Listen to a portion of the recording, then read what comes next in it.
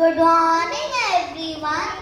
We, the children of KG2 INJ, welcome you all to our assembly. Mom and Dad, I'm getting bored. Why are you getting bored, Henry? Why don't you read a book? No, I don't like reading books. Yes, Henry, reading is very important.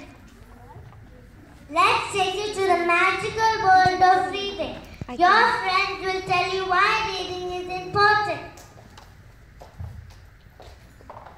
Reading is important because it helps your imagination get big and strong. Know the world without ever leaving the house. It exercises your brain. Brain also needs to work out like our body. It is an easy way to be always entertained. You will learn about all sorts of far-off places. You being happy is good to read. A book is much easier to carry around in a car or plane than giant laptop. You can know everything in the world without told by anyone. This helps you grow up and be independent. It helps you to do better in school.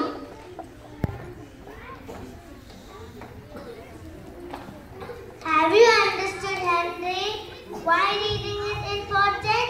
Yes, Mom, I understood how great and exciting reading could be. Now we'll sing a song on reading.